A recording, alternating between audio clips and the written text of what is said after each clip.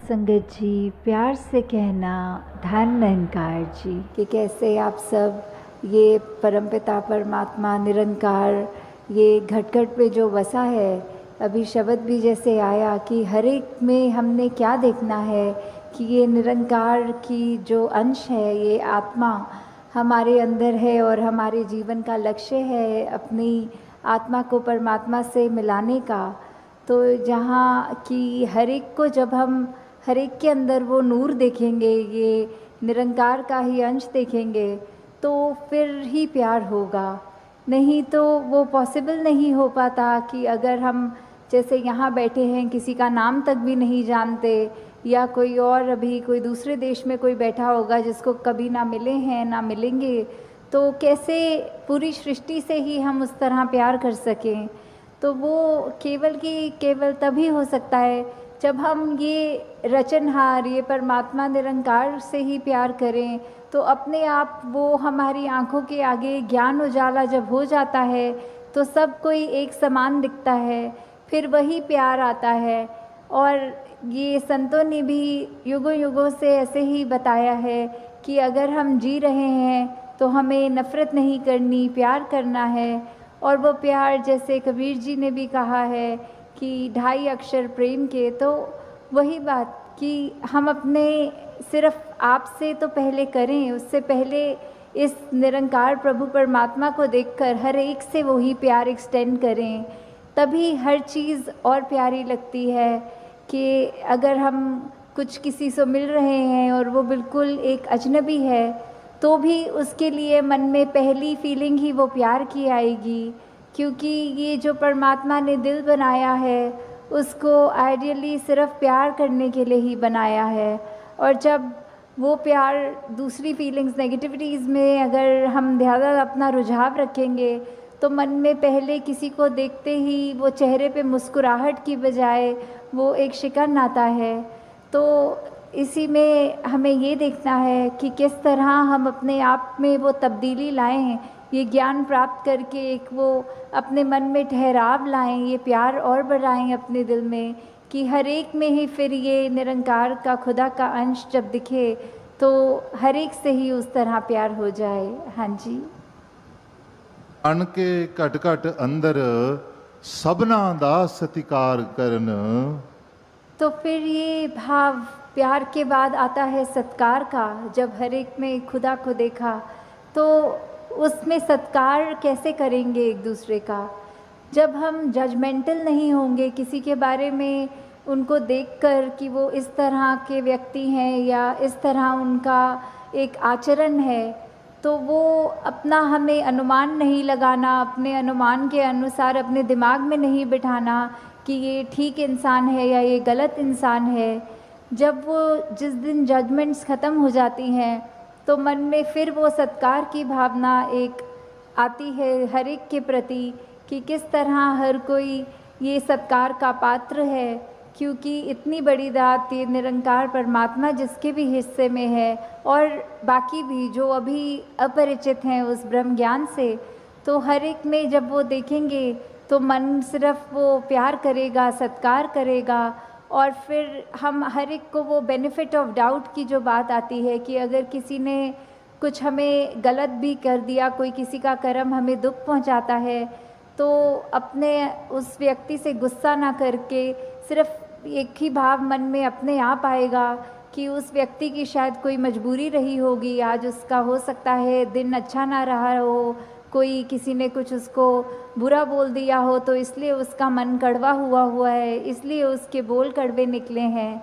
तो जब तक ये बात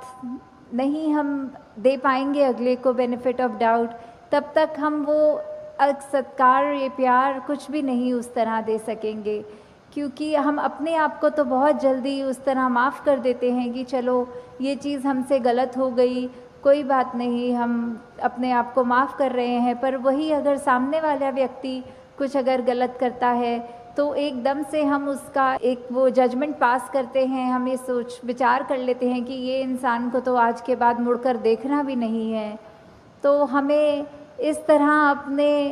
जीवन में सुधार करना है कि किसी ने अगर कुछ गलत कर भी दिया तो उसके लिए भी मन से यही अरदास करनी है कि दातार कृपा करके ये जो भी कमियां हैं हमारे अंदर, दूसरों के अंदर, वो दूर होती जाएं और ऐसे ही प्यार और सत्कार जग में बढ़ता चला जाए। हाँ जी। गुण गावण नित ऐसे एक दे, ऐसे दा दीदार करन। तो ये जो दीदार की बात होती है, किसका गुण गाना है, किसके दीदार करने हैं,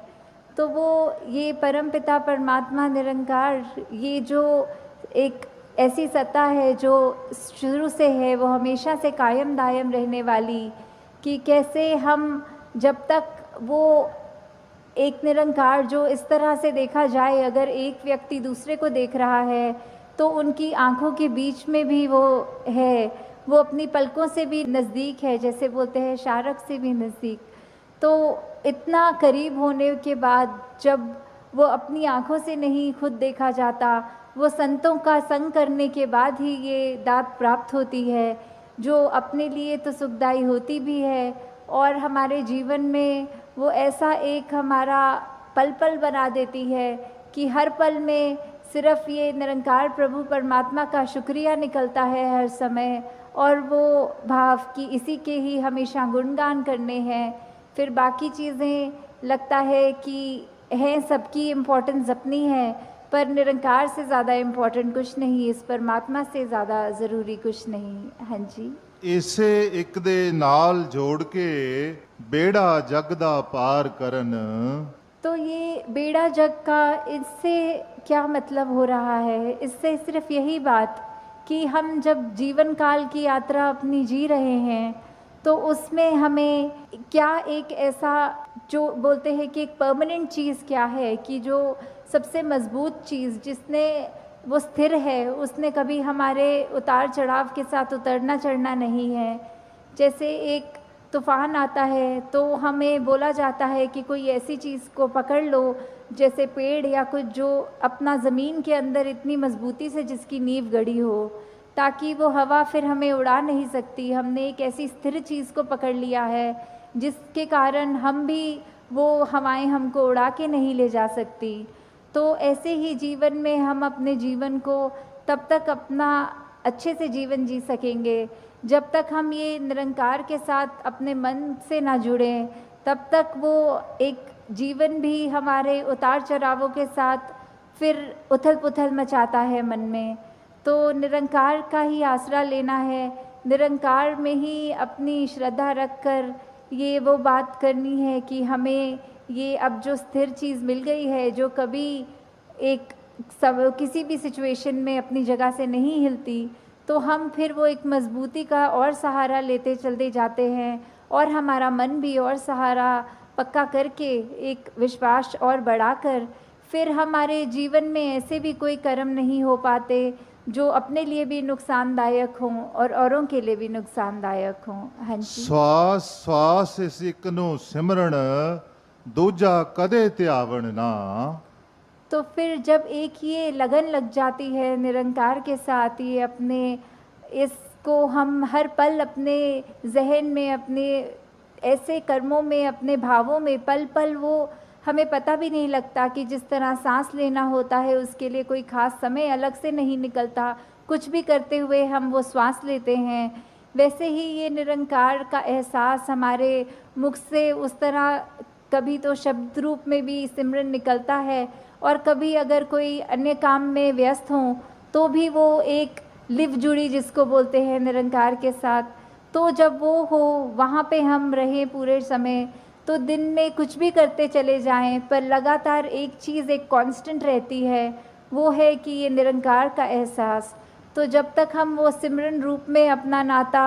निरंकार से और गहरा करते जाएं, जितना अधिक से अधिक हो सके मन में भी करें और बोल से भी सिमरन करें, ताकि वही बात कि ये निरंकार ही है जो सही मायने में सब कुछ है और बिना उसके कुछ भी नहीं, और वो खुद भी सब कुछ होते हुए ना उस तरह दिखता है, पर फिर भी इतने गुण बिल्कुल निर्गुण होते हुए भी। तो हमें भी ये सब ज़्यादा से ज़्यादा ऐसे कोशिश करनी है कि हम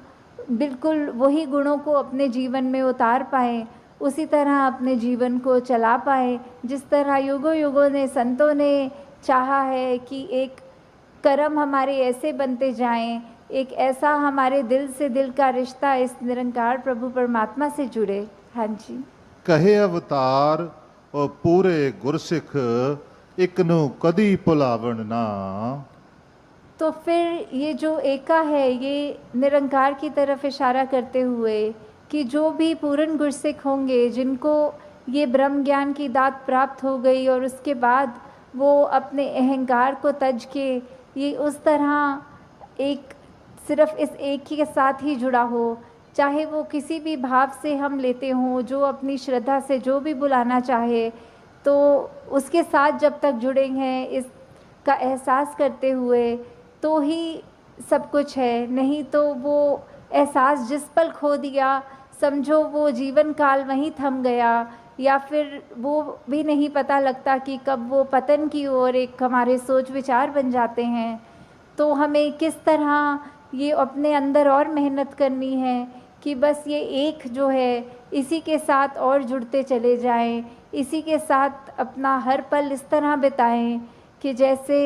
एक मछली होती है, जब उसको पानी से बाहर निकाल दिया जाता है तो कैसे तड़पती है, वैसे ही जिस पल हमें इस निरंकार का चेता भूले, उसी समय ये तड़प अंदर से अपने आप वो लिव वापस जोड़ दे। तो इस तरह कोशिश करके अपने जीवन को हम एक उस तरह ढालें कि किस में हमें, जहाँ ये निरंकार प्रभु परमात्मा जो अंग संग है, सदा है, कायम है, और उसको ना कोई काट सकता है, ना उसको कोई गीला कर सकता है। एक ऐसा परमात्मा जो शुरू से था और अंत तक है और उसका कोई अंत ही नहीं है। तो वैसे ही हमें भी उसके साथ जुड़ते हुए अपने जीवन को भी और सुधारना चाहिए। आपका ये निरंकार के आगे अपनी अहंकार को तज के सिर्फ एक वो शीश झुकाकर, एक चेहरों पे मुस्कुराहट रखकर, ये जो अंदर और सीखने की भावना कि एक गुरसिख का तो जीवन ही यही है कि हर पल सिर्फ सीखना ही सीखना है, तो वो उसी भाव से जब एक मर्यादित रूप में सत्संग होती है और सारी वो बातें सबकी सुनी जाती हैं, तो अपना मन जहाँ हमारा और साफ होता जाता है, जीवन में अच्छे गुण आते रहते हैं, और उसी तरह हम एक और खूबसूरत ये इंसान बनते हैं। हम खुद भी इस मिशन के साथ जब जुड़े हैं, तो ये निरंकारी मिशन का हम एक एक व्यक्ति, हम यहाँ एक एक महापुरुष अपने जीवन को उस तरह सुधार के रखें कि एक समाज में भी अगर कहीं जाएं तो सबके मन में यही लगे कि इस व्यक्ति के जैसे बनना है, इसके पास एक ऐसी दात है जो उसको एक हमेशा बाकियों से अलग दिखाती है। तो इस तरह हमारे कर्म ही जब वो प्रचार का रूप ले लें, हमारी भाषा ही प्रचार का रूप ले ले, हमारे सोच ही प्रचार का रूप ले ले, तो फिर हमारा ये जीवन काल जब तक है और उसके बाद जैसे लोक सुखी प्रलोक सुहेला, तो किस तरह ये जीवन भी जीते हुए हमने जहाँ वो ह्यूमन वैल्यूज़ को रखना है, एकत्व, भाईचारा, मिलवर्तन, करुणा, दया, ऐसे अनगिनत जो भी है वो तो रख कर अपने जीवन में हर पल जीवन को जीना है। और उसके बाद ये ब्रह्म ज्ञान जो इस जीवन काल में हमें मिल गया है, वो दात को हमें हर पल ऐसे याद रखना है कि कभी भी अगर अंत समय हो तो वो दात हमें हमसे छिन ना जाए। उसको निरंकार को ऐसे संभालते हुए हर पल निरंकार का एहसास रखना है, और उसके बाद सिर्फ वही एक दात है जो बाद में भी हमारे साथ आगे जानी है। तो दासी और समय ना लेके इन्हीं शब्दों से आपसे आज्ञा चाहेगी। साथ संगत जी, धन निरंकार जी।